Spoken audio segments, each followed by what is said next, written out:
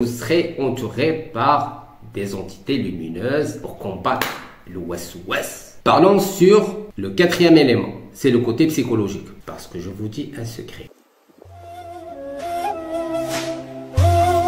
Alors là, on va parler sur le programme de nettoyage de 40 jours accéléré pour avoir de bons résultats le plus rapidement possible.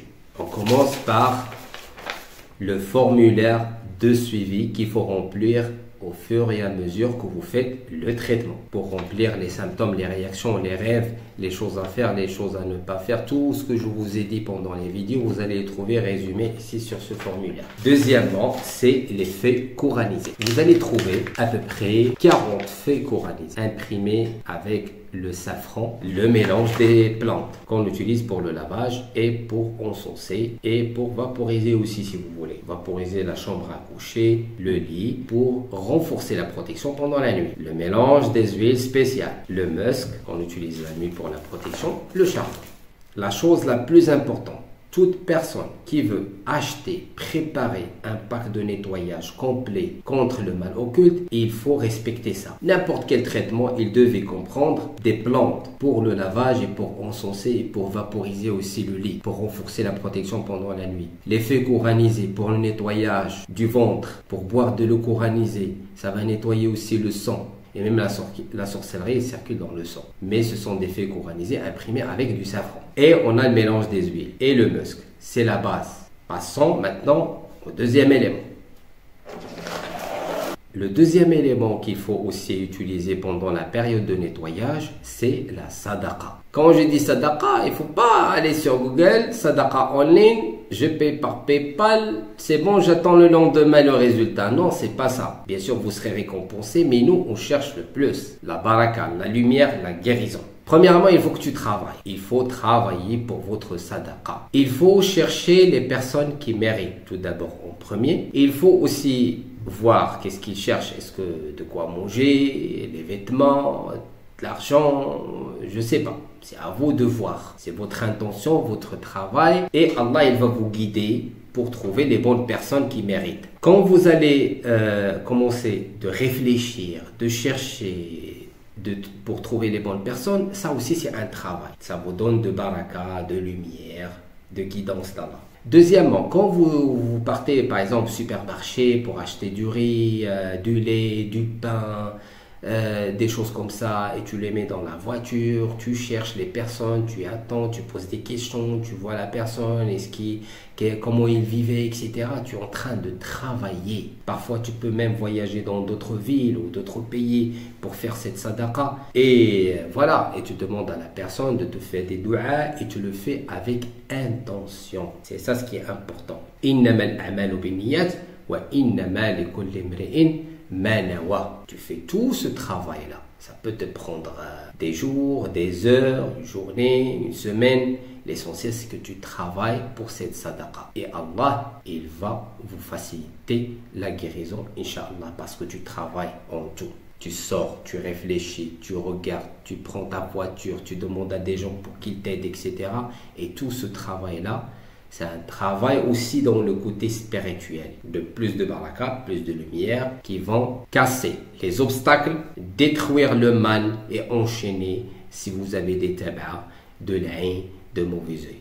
Parce que je vous dis un secret. Il y a certains de djinns, certains de tabacs que tu ne peux pas les couper qu'à travers la sadaqa. C'est pour ça les djinns, ils jouent sur les sadaqas pour ne pas le faire correctement. Soit que tu tombes sur quelqu'un qui vous dit voilà, tiens, tu achètes un mouton, une chair, etc. On va faire ceci, on va faire cela. Ou bien des gens qui vous disent voilà, tu payes seulement, voilà, on va te faire tout à ta place, toi seulement tu payes. Nous, on s'occupe du reste. Je ne suis pas contre, mais je vous dis les choses qui fonctionnent dans le monde de mal occulte. Et on cherche la guérison. Mais si les gens ils veulent faire des sadaqas en ligne, etc., pour que ce soit pour aqiqa ou pour aider les gens, etc., donner de l'argent, pour être récompensés, voilà, c'est entre eux et Allah. Et c'est leur intention. Mais moi, je parle les règles de la sadaqa dans le domaine et le contexte de mal occulte. Et tout ça, c'est d'après l'expérience. C'est pour ça qu'on trouve la grande majorité des gens, ils n'arrivent pas à faire la sadaqa correctement parce qu'il y a des djinns derrière qui jouent sur ça pour ne pas laisser les choses passer comme il faut. Troisième chose qu'il faut respecter dans l'étape de nettoyage, c'est al-istighfar. Le dhikr de cette étape, c'est al-istighfar. C'est pas chercher sur internet le dhikr la hawla wa la quwwata illa billah, le dhikr pour détruire ça, le dhikr pour faire ceci, faire cela, les ouvertures. Rien qui va marcher avec vous. Je vous le dis. Le dhikr de cette étape, c'est al-istighfar, le nettoyage spirituel avec l'istighfar, repentir, demander le pardon, faire du sadaqa, nettoyer votre corps, faire les ablutions avant de rentrer à l'hadra d'Allah tabaraka wa ta'ala. Avant de connecter votre âme, il faut faire les ablutions. Il ne faut pas attendre que tu as un dit que tu fais ça, ça va marcher. Non, il y a des règles qu'il faut respecter si vous voulez réussir. Sinon, vous pouvez essayer et voir le résultat. Je pense que vous l'avez déjà essayé. Parlons sur le quatrième élément, c'est le côté psychologique. Je vous ai déjà dit que le but des entités, des djinns, shayatans, etc., pour vous affaiblir psychologiquement. Pas de courage, affaiblir votre confiance sur Allah, sur le traitement, sur les paroles d'Allah, sur le dhikr, sur le istighfar, etc.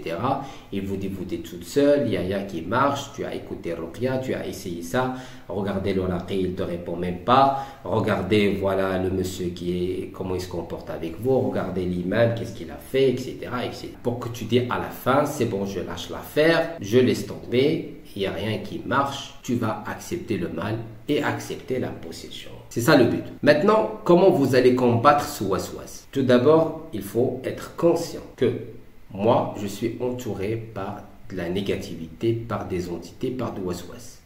Et c'est un combat psychologique plus que spirituel. Il faut que j'accepte que j'ai les obstacles et les blocages. Ça fait partie des règles du jeu, c'est normal. Je ne suis pas entouré par des anges. Je suis maintenant entouré par des djinns qui créent le blocage, qui veulent que je reste prisonnier dans le monde de mal occulte. Très bien. Quand, Inch'Allah, vous allez passer à l'étape 2, 3, après vous serez entouré par des entités lumineuses, des anges, vous aurez la lumière d'Allah qui va vous créer de la facilité, la paix, etc.